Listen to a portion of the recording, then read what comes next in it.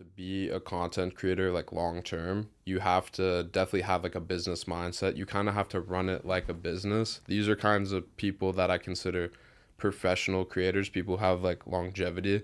Someone like Jake Paul, Logan Paul. You could say what you want about their like ethics and whatnot, but you cannot deny that they view their social media presence as a business first. Absolutely. So to have any sort of longevity in content creation, you're going to have like a business behind you or center a business like around your social media for sure. 100%. And they're honestly great examples. Sometimes I find myself walking the line between, you know, the right thing to say and the controversial thing to say. And I feel like sometimes I honestly probably should get more on the controversial side, because, you know, at the end of the day, who cares? Who cares what anybody says about you? If you can't handle criticism or comments or DMs, hate, support, whatever, then you're not going to survive either way. I think what resonates with people the most is just like authenticity. So like I have a couple takes that I know, you know, if I say it, certain people might not fuck with me, but at the end of the day, I'm gonna just say what I think. And that's actually like, I attribute like most of my following to that, is because people just know I don't bullshit. And I'm not like, I don't really have like, I'm not like weird. So yeah. It's usually not a problem, right? Well, everyone wants to be liked by everybody else, and that makes no sense. Like, you are your own individual person. Why would you want to be liked by If everyone likes you, there's something wrong with you. Yeah. I'm always very wary of people who everyone likes them. I'm like, why is that? You know, because everyone has, you know, something wrong with them, you know? So if you see someone and they're in your high school, they're, you know, your university or something like that, and everyone likes them, they're in every friend group, that's the person you got to watch out for. I promise you. No, I fully agree, dude. I've been around a lot of people in my life. People at home are like, oh, I know a guy like that. Yeah. No, that's good. That's a good take. I like that, actually. Well, dude, let's get right into it. Right now, your social media is flourishing. Your business is flourishing. We were just talking about that. He owns a brand called Retaliation Project. Retaliation Project. And what better way to... He brought me some gifts. I brought my man some gifts. So we have a pump cover, and then we have our signature sweatpants as well. So that's fire. You know, appreciate you having me on the pod as well. And hey, I better get some squid hoss after that. I literally brought a pair, and it's in my car. It sounds like an excuse, but it's in my car. I forgot to bring it to lunch because we got food before it. But yeah, you know, we'll catch a lift after. I'll give it to you, and you can get. I want your honest opinions on it always. I always want honest. So you did send me a pair, I think it might have been last April actually. Might have been last April, so that would have been a year ago, and I loved them. So, oh yeah, was it the UNC Blues? You sent me blue, white. You sent me Okay, cool. Blue and white. Those were sick. I'll get you some new ones soon. Yeah, we got some new stuff coming out as well. But I'm glad you like it, man. And your business is obviously doing very well. I track your guys' sales. You know, we don't have to get into numbers. We can, but we can start it off. We can get into numbers. Yeah. What are you guys pushing these days? Well, so the brand started last January, and from there we scaled it to over 2 million rev, and I think that's in the first year, as of today. That was in the first year. Nice. And then we're like a bit above that now. So it's been good. We've definitely had a lot of, you know, issues. There's a big learning experience, and I'd say a big portion of our success was actually luck. And a lot of people don't want to admit this. They, you know, on social media, they become successful, and, you know, they don't want to admit that, you know, some of their success might have been attributed to luck rather than their brilliance. But I think I just had the right people around me at the time. I was on the right wave at the right time, and it allowed me to experience owning a business that's bringing in a lot of money, and work with a lot of money, sending a lot of money to fulfillment, having those large sums in my bank account, and maturing a lot from that. Because, you know, as you would know, when you're sending $50,000 wire transfers, it's like, holy fuck, like I gotta focus, I gotta step my game up. Yeah. So you get all your money from sales, and then all the bills come, and you're like, well, shit. Yeah. And then the other thing I was not prepared for, because like, so when we hit 1 million, I'm like, yeah, 1 million. And then I'm like talking to my accountant, and he's like, well, you owe this amount in tax. And I'm like, fuck. So it's like I'm actually a brokey, you know what I'm saying? But I'm super fortunate, super blessed. We could get into like how I was able to scale it, because I'm sure the audience would love to hear, how I was able to do that, because the figure that I'm telling you guys, over $2 million in a year, that was actually done with no paid advertising. Yeah, That was which like is crazy. completely organic marketing, and also no TikTok shop, because I'm Canadian. In Canada, TikTok shop is actually like not available, right?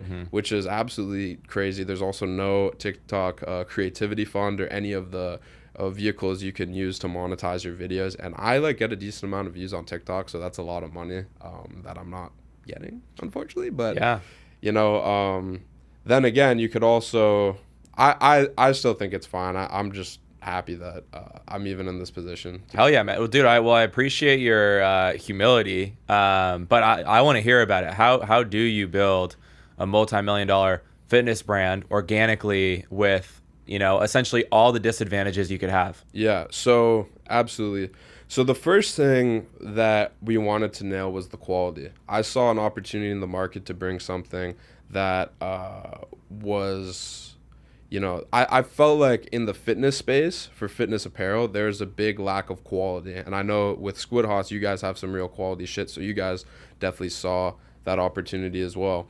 And so a lot of people were getting there, I don't want to name drop brands, but I'll just name drop brands. Gymshark, Young LA, and after a few washes, their clothes were tarnished, right? And so I wanted to bring quality to the fitness space.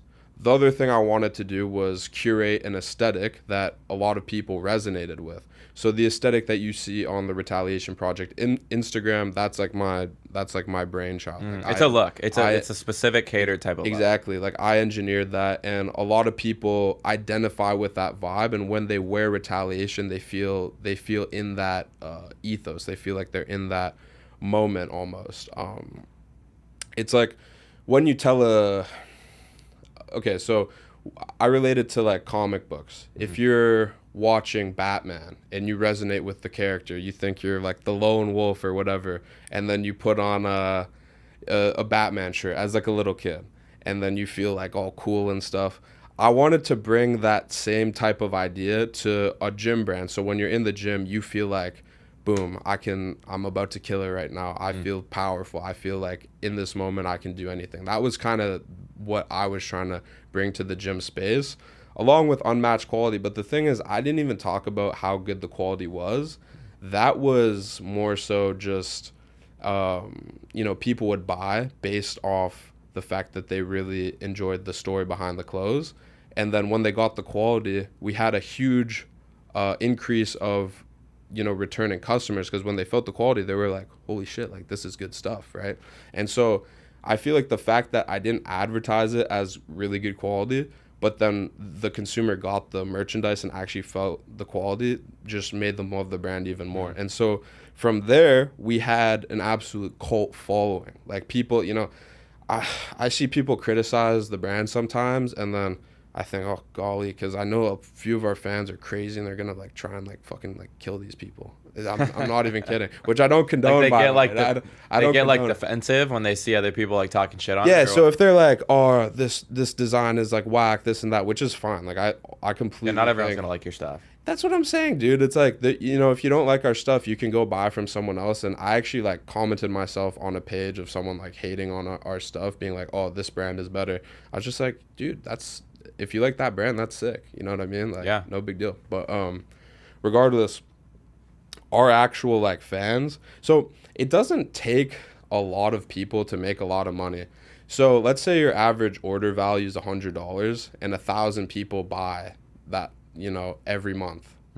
Like that's pretty good coin. You know what I mean? Obviously, like when you have big dreams, you want to scale higher than that. But you only, I average probably like 30 million views a month on YouTube Shorts alone. And so to get 1,000 buyers from that is like pretty feasible, right? So, but like I said, 1,000 people times 100, that's like pretty good money, just right off the bat. But the other thing I did, and this was like the last like little trick, is I had this idea that I was gonna give away like a lot of free shit. And so I went to all these like fitness conventions and events. I went to like summer shredding, and I just gave away like our compressions, which were our cheapest item like to manufacture. Like the margins were really good. I think we were making compressions at like $4 to $6 or something. That's crazy. Yeah. Really? Yeah. Wow, And, mine are like fucking 16. Really? Yeah. Damn. But I mean, it depends, our right? Because pretty we have a premium compression, which is about 16, like yours, and then we have these kind of thinner compressions that are like 4 to 6.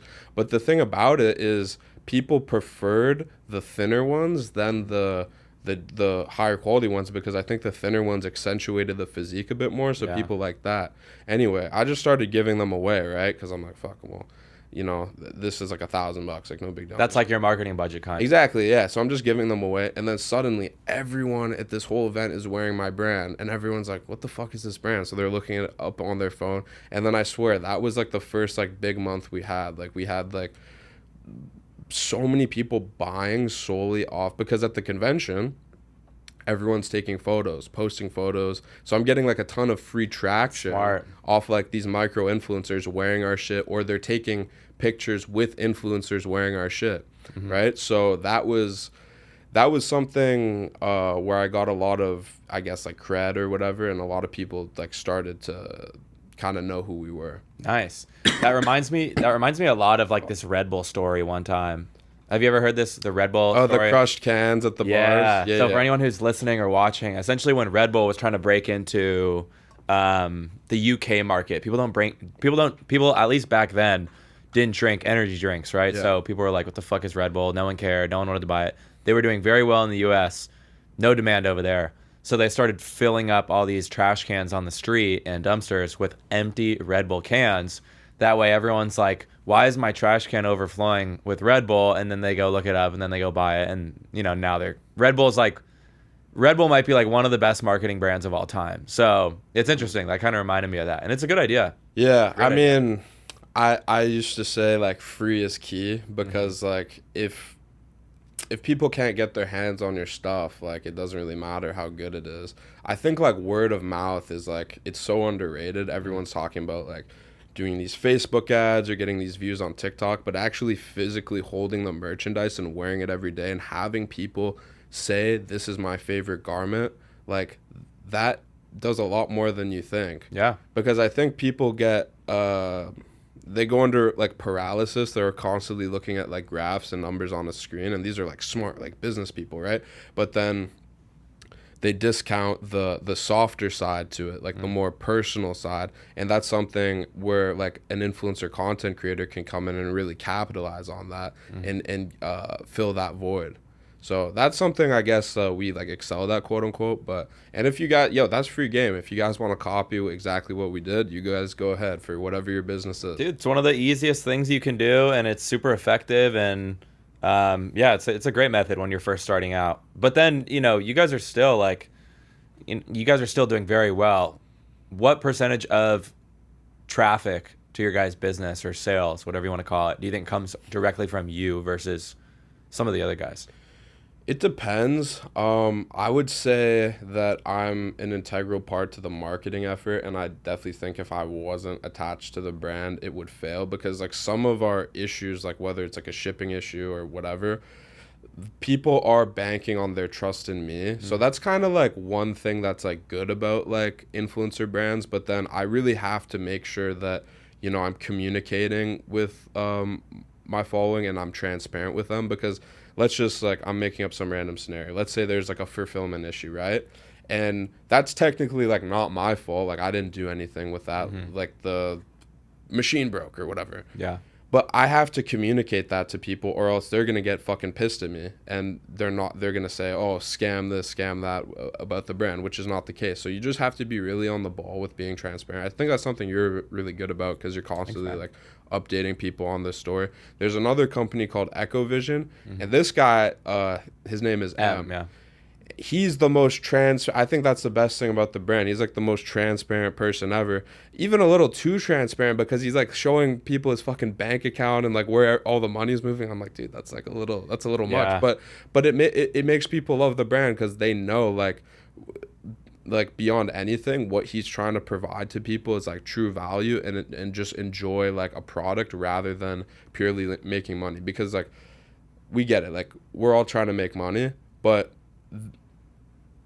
making money is just half the battle. Like the other part is actually providing value and giving people something that they can like truly vibe and resonate with. 100%. And you know, honestly, I have a lot of respect for M for doing that. And this is one thing that I think a lot of people get wrong is, you know, when I first got into the fitness industry with my business, which was a little before yours and Retaliation Project, you know, it was so hostile and competitive, and I just didn't want to be a part of that. Yeah.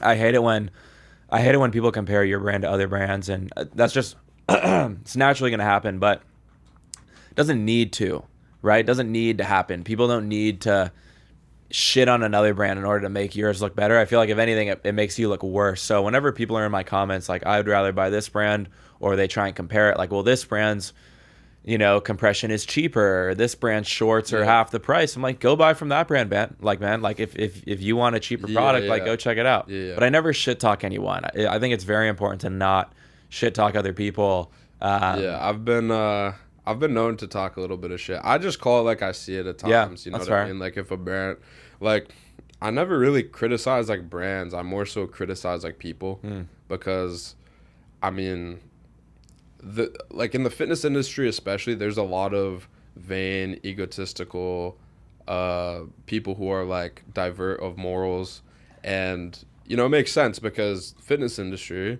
is how you look and how you perform and all this stuff that's like directly tied into your ego. But from there, when you have all these people with a high ego, they think, you know, they're better than one person or the next.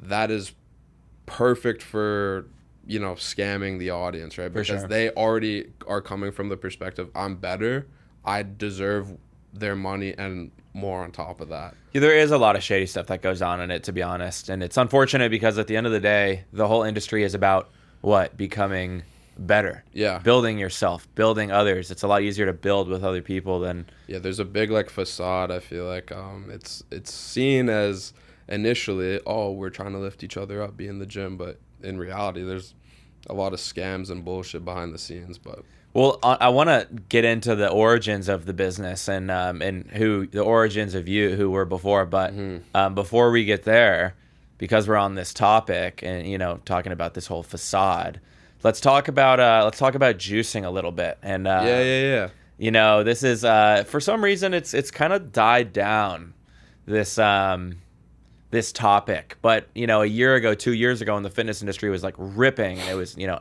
everyone was trying to be a fitness influencer, and I guess it's still working and it's still happening, but I just remember all the time, always a debate. This guy can't be natural. This guy, you know, this guy built a following off this idea that he was, when in reality he's not. Like, what's your take on all this? So, I mean, it's a case-by-case basis. Obviously, there's some people who can have incredible physiques naturally. I think back to my days playing basketball. I remember I'd been working out for a couple of years, and this random kid, he was from, I think he's like half Guyanese, half Jamaican, and you know he's on the basketball team, and he's like skinny like a little stick bug.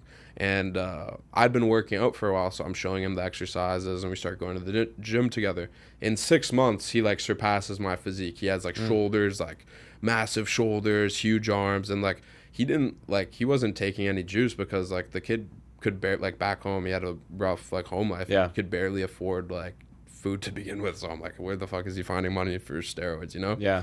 So there are people with just like amazing genetics, but in general, if you're making money from your physique and your appearance, like you're juicing, right? Because it's your job and you want to, you know, optimize that as best you can.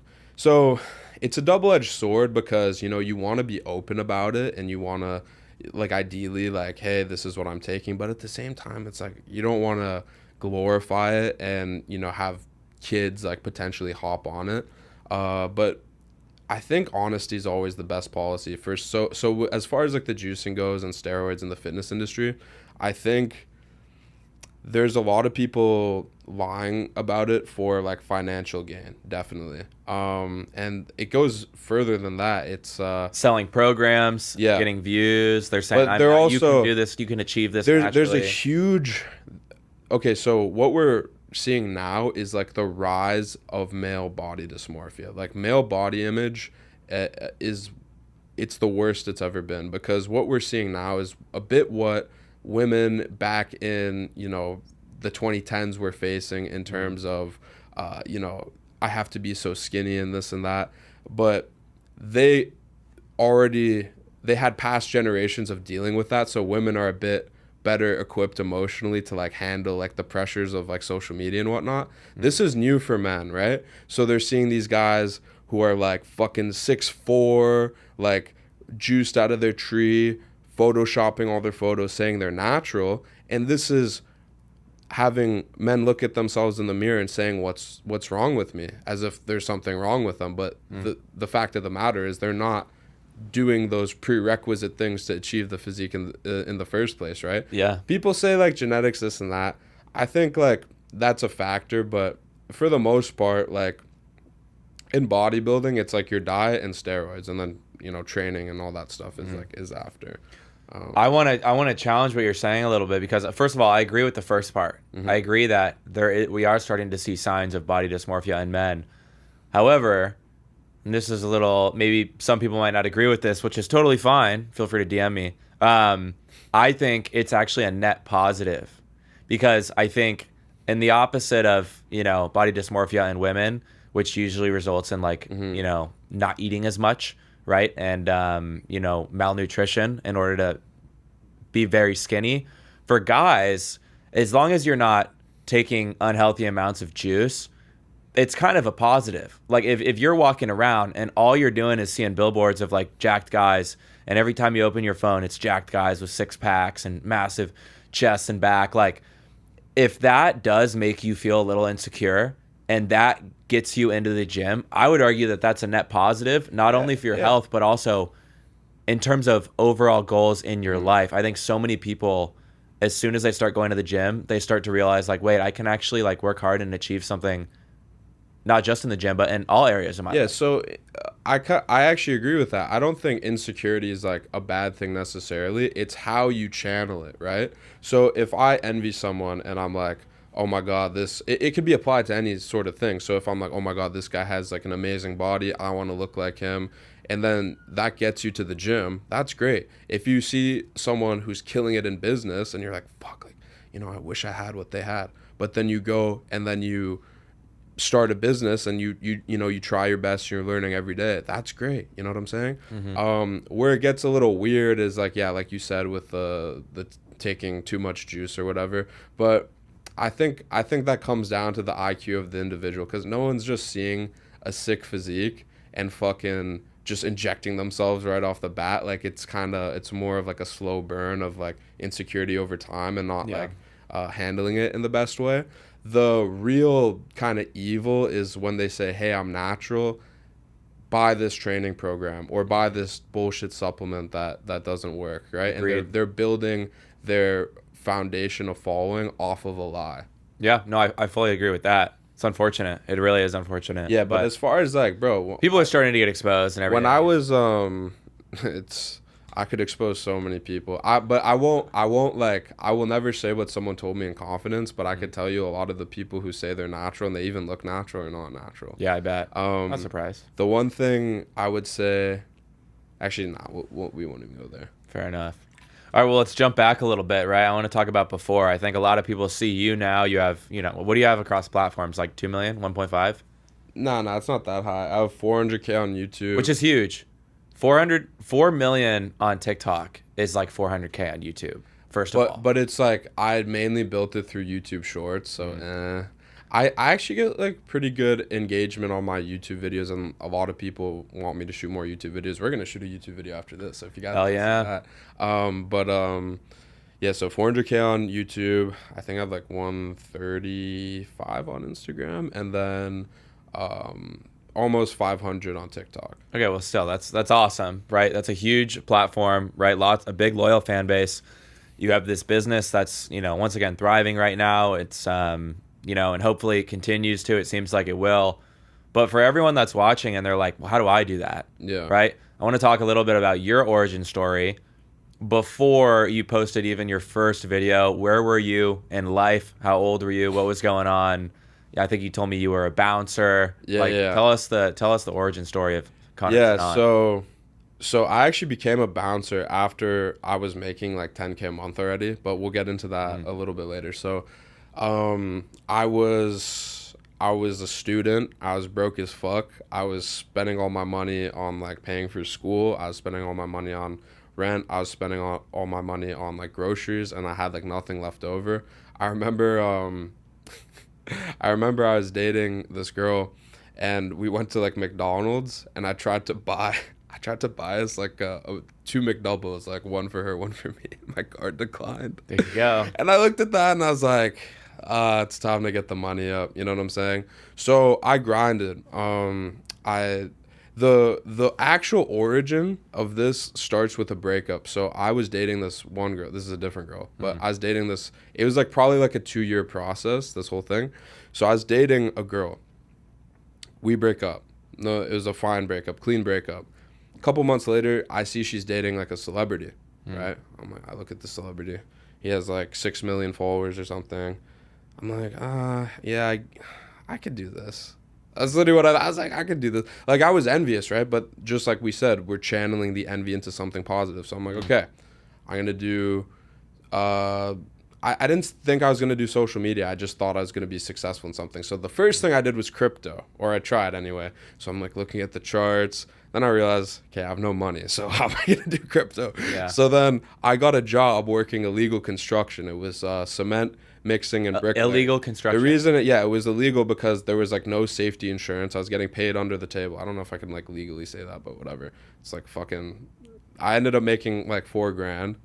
Oh, maybe like the IRS is gonna come after me now. Okay, whatever. So I make like $4,000. I put it into Terra Luna. That was the one that went to zero. Oh God. If I put it into Bitcoin, I would have made money by now. But so it goes to zero. So I'm like, fuck. Then I get a job at my university, like cleaning garbages, and I'm doing like stuff like field maintenance. I was like putting soccer nets up, like stuff like that. Yeah. And my boss was a little bit of a dick. I'm like, oh fuck, okay. I always wanted to do social media, so let's give this a try. So I go, and I was kind of nervous to be on camera, so I started working as like a video editor at first. So I'm working for, I was pretty good, so I started working with a bunch of big influencers, and then eventually, my biggest client that I was working with, like quite frequently, we had like a falling out. He ended up, it was revealed to me through a acquaintance of ours that he was actually like scamming me, and I was like 18, 19 at the time, so how was he I scamming had no you? idea. It's kind of complicated, and I'll tell you off the pod because like I don't want to.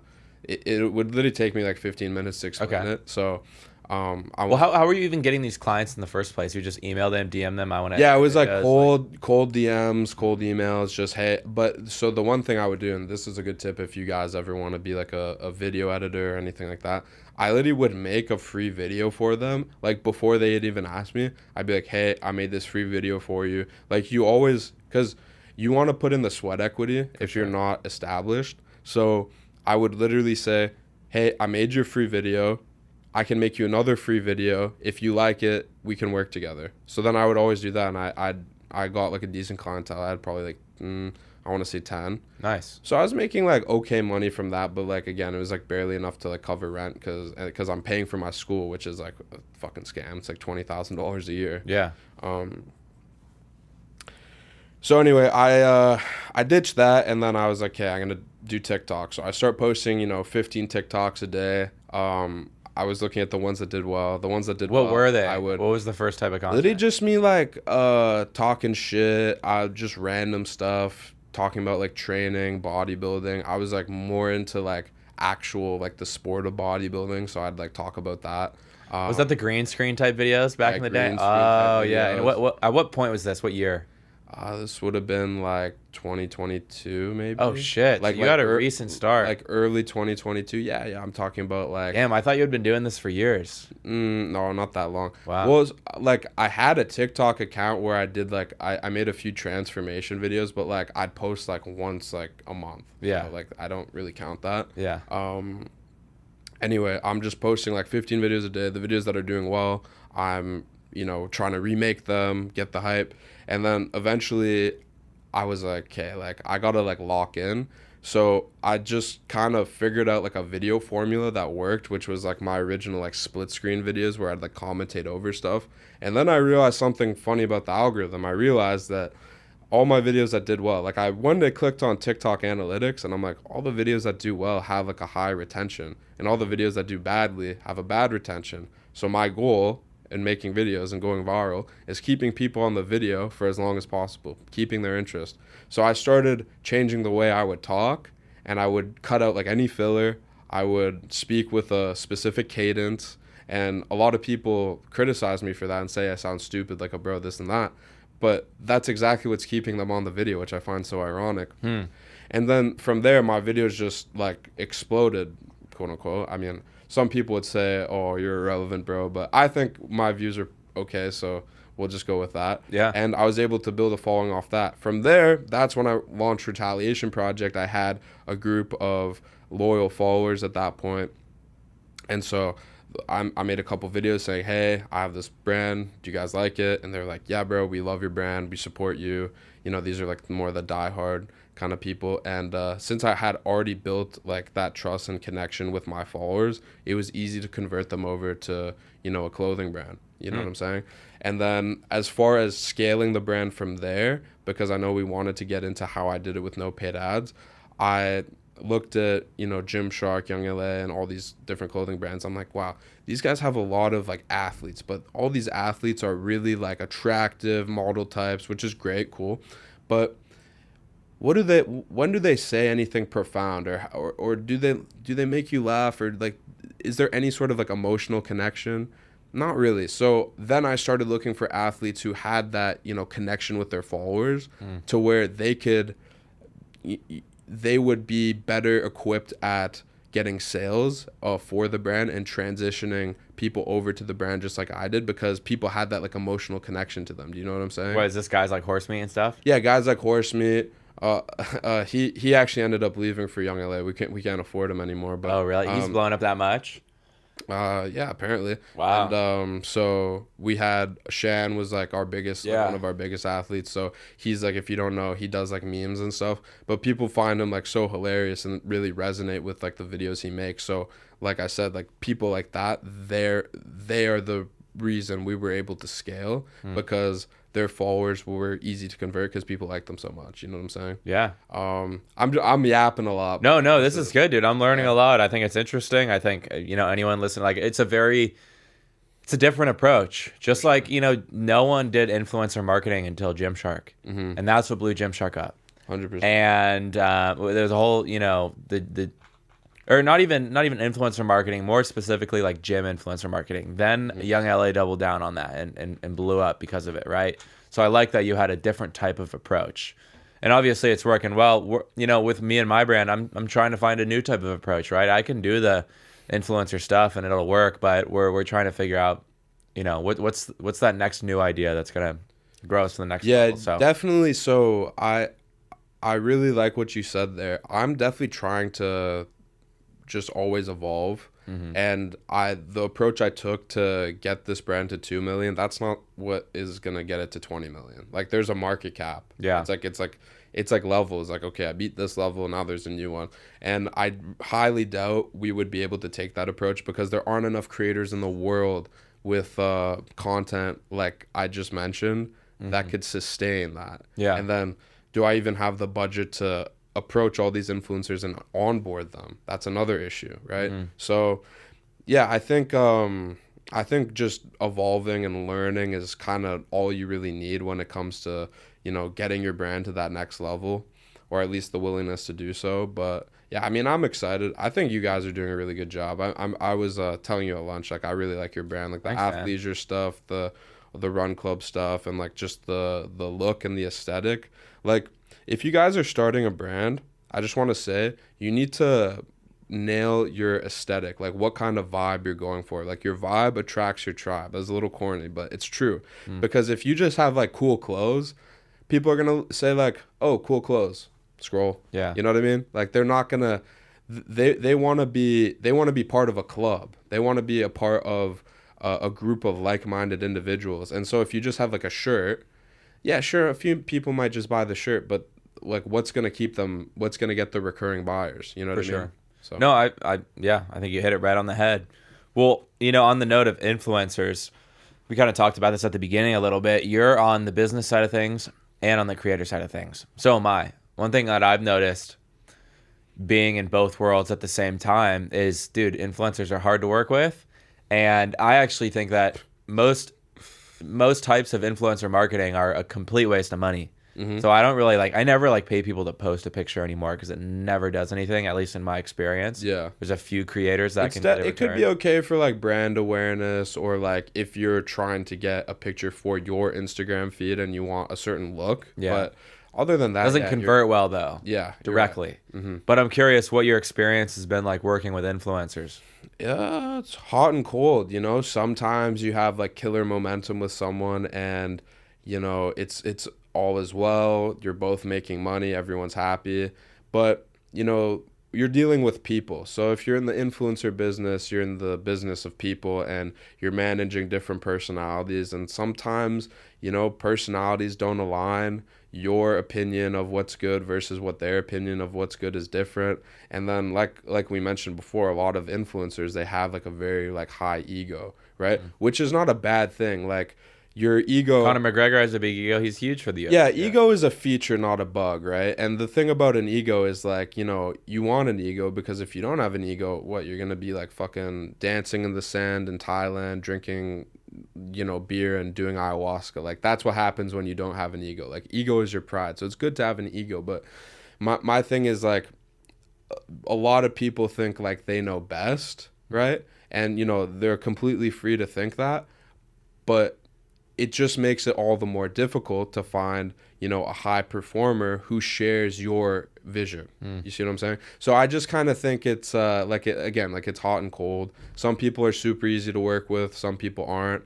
I would say my biggest thing that I look for is just like effort, right? Yeah. So if we don't agree, tell me why you don't agree, and then we can like try and work it out. And as long as you know you show that you care and that you give a shit, it's like, bro, like you'll always have a place.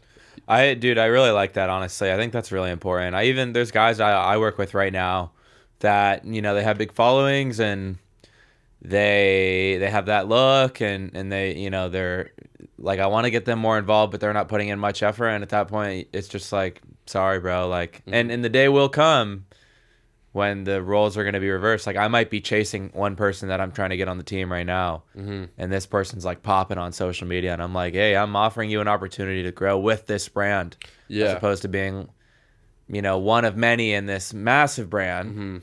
And the day will come when that'll switch. Yeah. Right? We're going to keep getting bigger. And some of these apparel brands, they just have a fat check. And like some people can't see through the opportunity to grow and be like a legacy athlete. Yeah. You know what I'm saying? They're just like, well, my shelf life as an influencer is max like 3 years, so I might as well make my money now. And, you know, they're free to think that. But the one thing I feel like people overlook is when you work with a brand, you're able to, like, we're able to facilitate like events for content and, you know, get you working with different people and different looks and all this stuff. So I think, you know, while I can't give you like $20,000 a month, like I wish I could, I can bring you. Is that what some of these brands are paying? Yeah.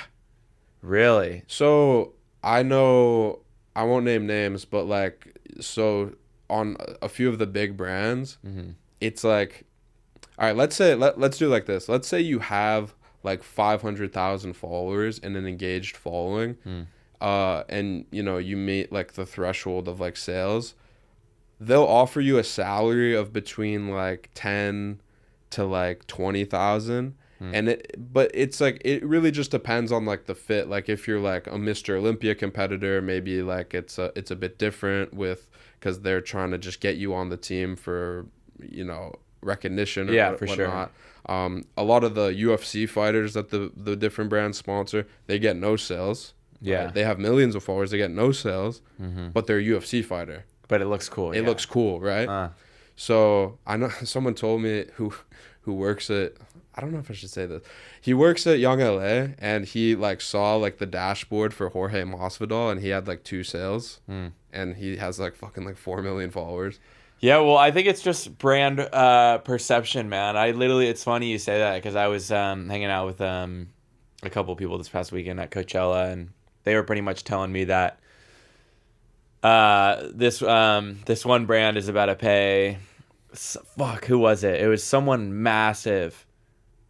They weren't even. Oh my god! It wasn't even like. I probably can't say, but this one big brand was gonna pay this massive creator a disgusting amount of money, and this creator's not even in the fitness industry, by the way. Not even an athlete. Really? They probably don't even know what the inside of a gym looks like. It's a big YouTuber. They're gonna pay him a disgusting amount of money just to go and like.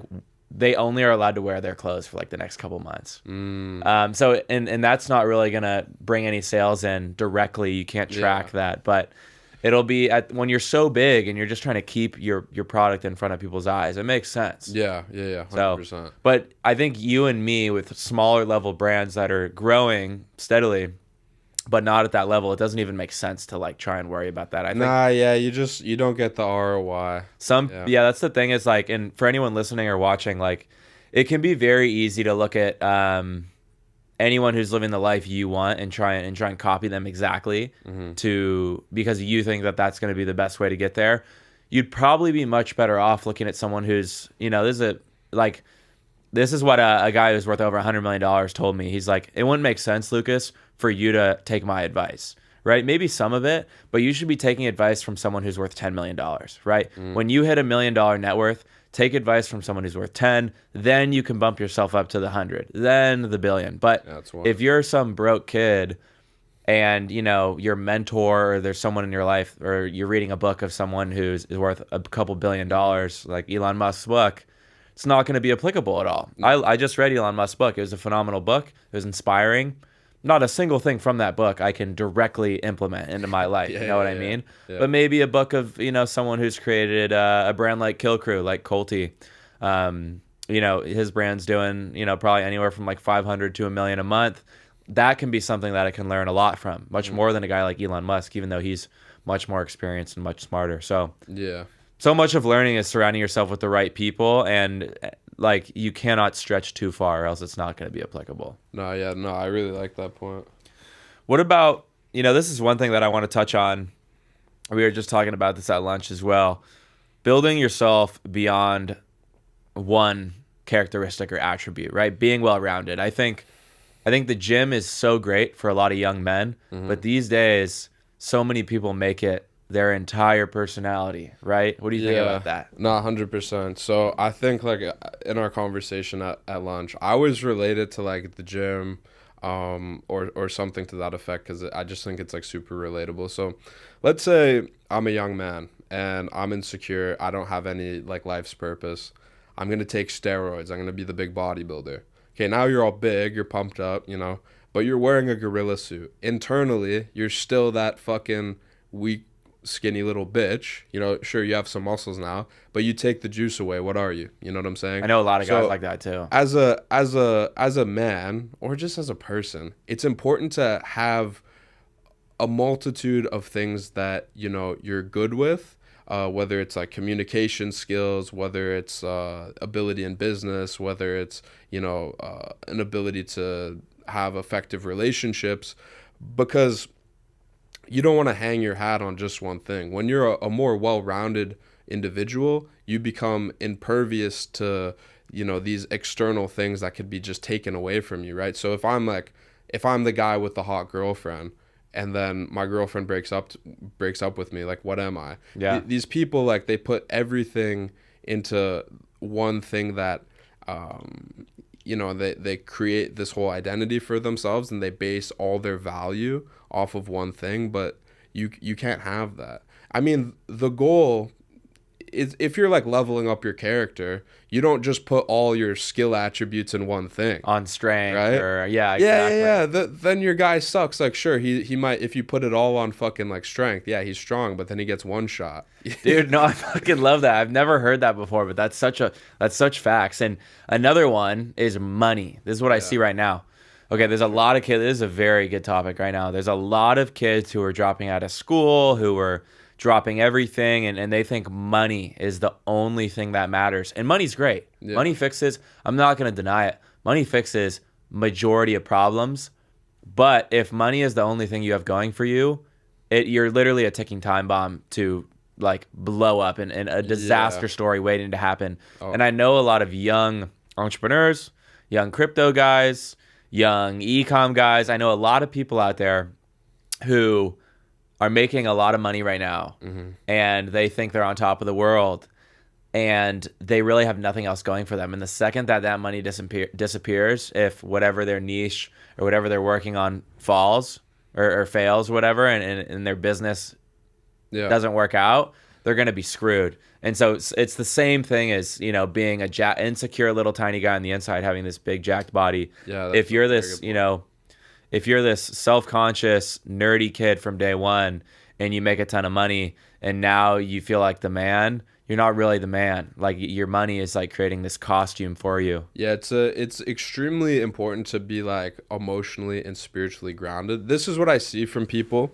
who, you know, they identify with their success in business or money, like, or whatever, right? So they have their goal, right? It's $1 million. Okay, they get to their goal. Okay, now it's $10 million, right?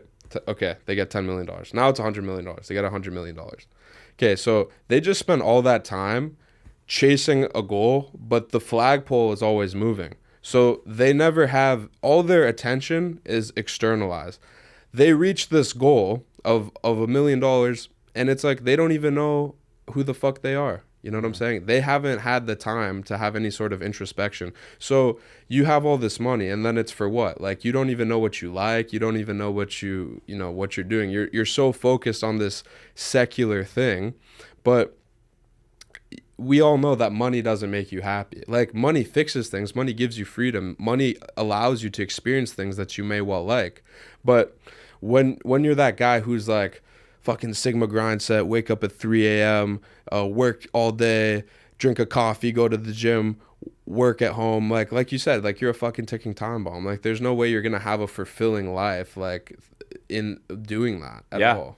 100%. And I don't know. I think being well balanced is the best thing you can do. And that doesn't mean you need to do everything. You need to be good at everything. But, you know, you kind of touched on it earlier, right?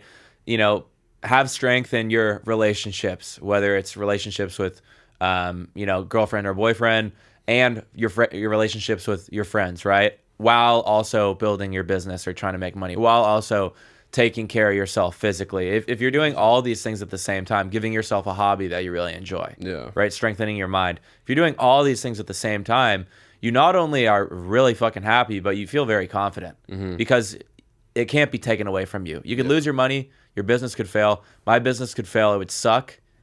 I still have multiple other things going for me. And like, no matter what, like, not everything is going to fail, right? So it keeps you grounded. And I think that's something that a lot of guys when you're competent in multiple facets, you become extremely confident. That's where the self-confidence comes from. It comes from your body of work, knowing that you could succeed in any situation. That's ultimately what it comes down to. Like, I had a friend who was telling me he's at a bar, and they were talking about like, oh, I did like 10K this month, like in revenue, right? Which is like when you adjust for like the cost and you look at like the actual amount of profit. Wasn't that much money, but they were at some like high class bar. I guess they're doing some e-com douchebag role play together, but regardless, some dude sitting there, and he's like laughing, right? He's laughing at the dude, and I was like, how'd that make you feel? And he was just like, well, I didn't really care because I could just beat his ass. I was like, oh, true, because like this guy's a pro boxer as well, Yeah. right? So it's like he's not fucking worried, bro. Like if anyone says shit to him, he could just fuck them up. You know Yeah, what I I mean, mean, that's where the confidence stems from. Ultimately, like imagine being someone who is competent in any physical situation, right? And like you don't have to relate it just to fighting. You could relate it to your intellectual ability and whatnot. But I always look at it that way. yeah. My dad had a great saying. He said, confidence comes from control. Yeah. And the second you lose control, you lose your confidence, right? And so, on that note, if all of your control comes from one thing, whether it's your really hot girlfriend, like you said earlier, or your muscles, or your money, if you lose any one of those, then you're going to lose your confidence. And when you lose your confidence, you're going to lose your happiness. Mm-hmm. Well, we're kind of wrapping it up here at the end. We got like 3 minutes left. I'd love to know real quick, how you balance everything, because you're still in school, you're helping run this business, you're doing social media on multiple platforms. You still have a job, like you still bounce on the weekend sometimes. You still go out and have fun. You travel. You talk to girls. Like, how do you balance all this? Some people can't balance even one or two of those. Yeah, so sometimes I don't. Like sometimes I just let it ride and I crash and burn. So I try and do everything, and then I just realize that I can't do it, and I fall asleep for like 3 days. Mm-hmm. But when I'm most successful is when I like really schedule stuff. So I mean, if you're able to just really have a great schedule and you have time slots for every hour of the day, you could get a fuck ton done. And this means like no doom scrolling, no jerking off to like fucking Pornhub, no movies, no Netflix, no video games. Yeah, not barely even texting anyone back, to be honest. But then you'll get a lot done. Like it's really, it's just really delegating your time effectively. But sometimes I want to do it all. Like I want to watch a show on Netflix, and I want to talk to a girl, and I want to work really hard, and I also want to go to the gym, and I'll end up going to bed at like 6 a.m. and waking up at like 9. Mm-hmm. But well said, dude. Well, dude, you're killing it, and once again, I appreciate you coming on. It's been exciting to see you grow as a person and your business. I'm excited to keep seeing it grow more. So Thanks for coming on, brother. Appreciate you, man. Comment down below if you think we need to run it back. I definitely think we do. Oh yeah, we'll do a part 2 in like a year or something, or maybe even less, and just catch up and see how everything's going. Sweet. But if you guys did enjoy this one, make sure to comment, leave a like, subscribe. Obviously, I'll link all of Connor's stuff in the description if you guys want to go check out his stuff. But we'll see you in the next one. See you guys later.